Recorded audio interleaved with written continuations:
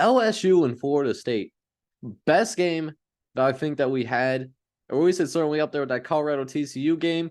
This was a top 10 matchup that had college football playoff implications. This could set the table possibly for both teams' seasons moving forward. And I think for as much hype that was built up in this game, I think it certainly lived up to the hype. This was a fantastic game to watch, start to finish, but there had to be a winner and there had to be a loser.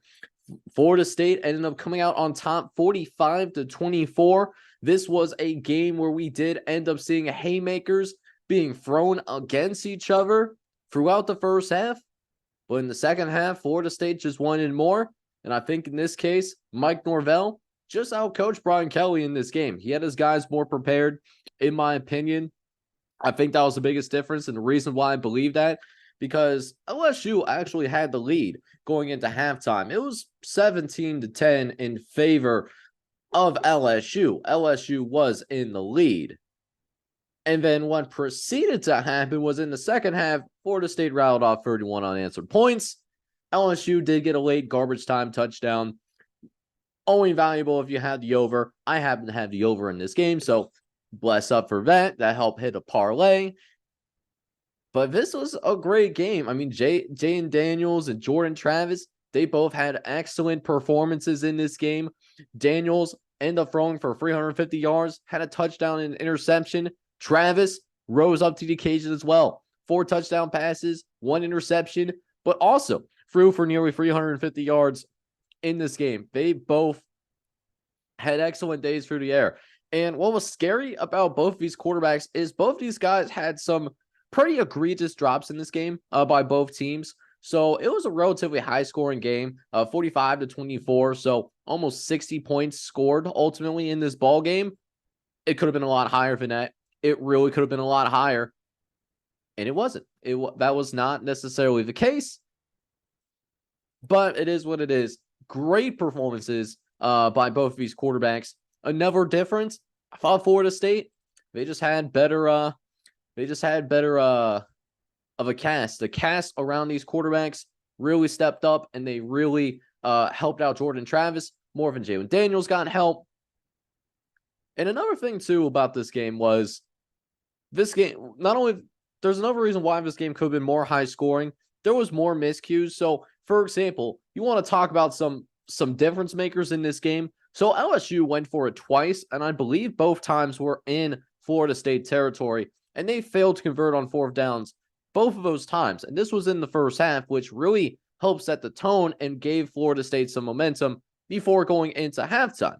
Florida State, on the other hand, they were able to recover a muff punt. They started right outside the end zone, and then literally very next play, there we end up seeing an interception thrown by Jordan Travis. So some things that both teams need to be cleaned up. We'll go to the winners first.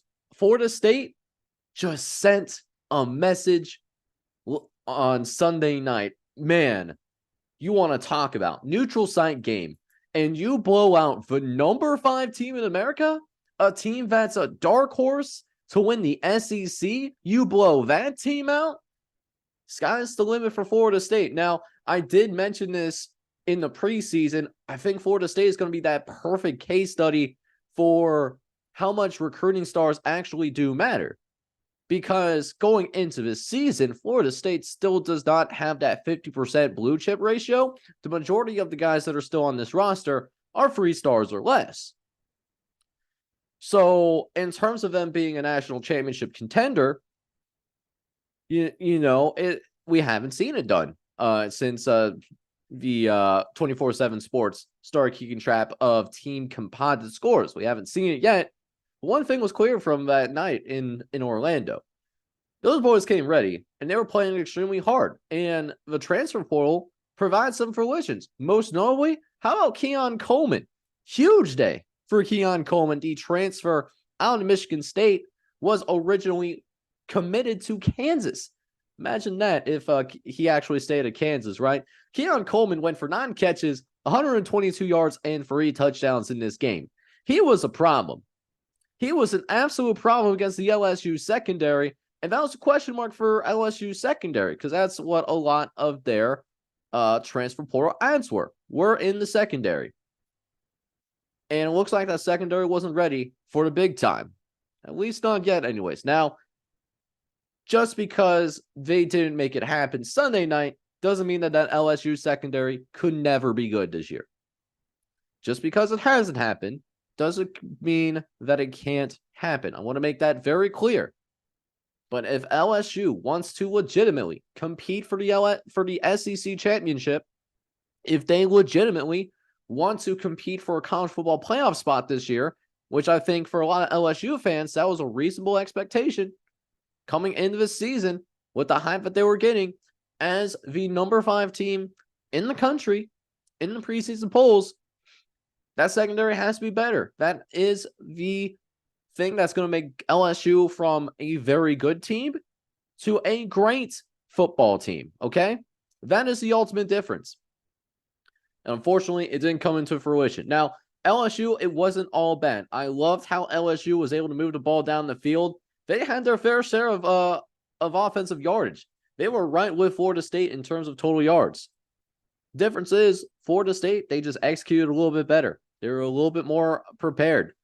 And when you outscore or get outscored 31-7 in a half, that comes down to coaching. Because in the second half, in the halftime locker room, that's when you're making your halftime adjustments. And then in the second half, as the game starts to set in that second half of the game, that's when you have those adjustments to what your opponent is trying to get you to do. And it looks like Brian Kelly just did not have his guys fully prepared for that second half. Maybe it's just one of those, they kind of presumed that this is the same Florida State team from even a couple of years ago. No, Florida State is a good squad. They're a very good football team. And if I'm a Florida State fan, I'm feeling really good. I'm feeling extraordinarily good about Florida State's college football playoff chances now that we have this week of action. That was probably going to be their toughest opponent that they'll play against all year. They'll play Clemson on the road. They're still technically ranked. We don't know what that Clemson team is. We don't know whether that game that they had against Duke, if that's a fluke, or if that leads to bigger cause of concerns for Clemson. Only time will tell. They will also have Duke. They'll have Duke October 21st. Duke Blue Devils are ranked, but can they sustain that over a long season? Who knows? A lot of valuable questions, a lot of answers to be had in the future, but a great win by Florida State. This was one of the most impressive wins that I saw over the past weekend. And that's why I have Florida State power rated as a top 5 team in the country. And I'm sure that's why the AP also has them in the top 5 in their most recent AP poll as well. Great win by Florida State. LSU, you still have a lot to play for. This loss sucks. You have a right to call out Brian Kelly. You absolutely do. But you still have a lot to play for in this season. All of your goals that you have are still in front of you. So learn from tonight, and LSU can still have a very strong football season, still get to Atlanta, and still possibly get to the college football playoff. But running the table in the SEC, we all know it's not going to be easy.